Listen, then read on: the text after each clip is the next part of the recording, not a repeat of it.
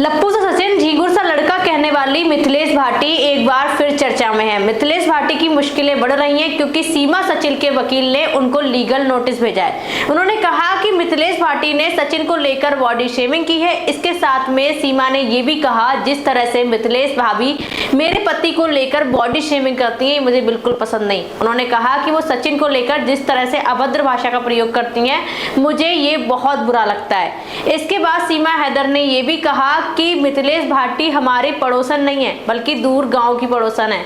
उन्होंने कहा कि मिथिलेश भाटी को इस तरह से सचिन को लेकर टिप्पणी नहीं करनी चाहिए। लेकिन क्या मिथिलेश भाभी जिस तरह से सचिन को लेकर टिप्पणी कर रही हैं, क्या इसमें बॉडी शेमिंग नहीं छिपी है?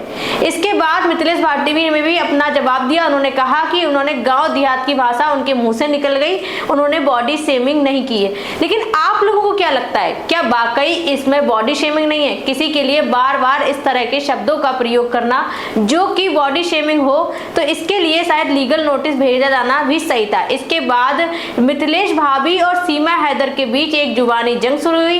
एक मीडिया चैनल में एक्सक्लूसिव इंटरव्यू के बीच सीमा हैदर ने कहा कि जिस तरह से मिथिलेश भाटी मेरे लिए अभद्र भाषा का प्रयोग करती हैं, इससे पता चलता है कि उनके दिल में किसी के लिए भी मोहब्बत नहीं है। और सीमा हैदर ने यह भी कहा कि अगर मिथिलेश भाटी की लड़की होती, उसका घर टूट गया होता, क्या वो 3 साल तक उससे यही कहती कि वो अपना घर ना बसाए? इस पर जवाब देते हुए मिथिलेश भाटी ने भी कहा कि अगर मेरी लड़की होती तो मैं उसका गला काट देती।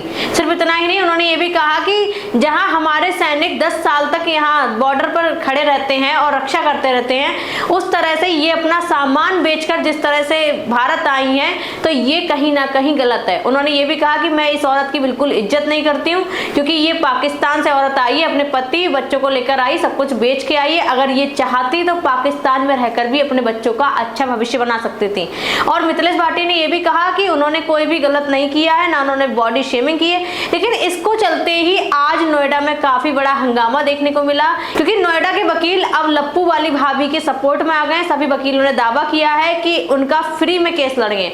उनका कहना है कि उन्होंने मिथिलेश भाटी ने कोई बॉडी शेमिंग नहीं की और उनको जो लीगल नोटिस भेजा गया है वो बिल्कुल गलत है। अब सीमा हैदर और मिथिलेश भाभी के वकील आमने सामने होंगे।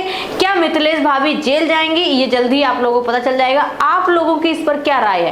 क्या सचिन को लेकर जो लप्पू वाली भाभी ने बोला है, क्या ये बॉडी शेमिंग है या नहीं है? हमें कमेंट करके जरूर बताइए।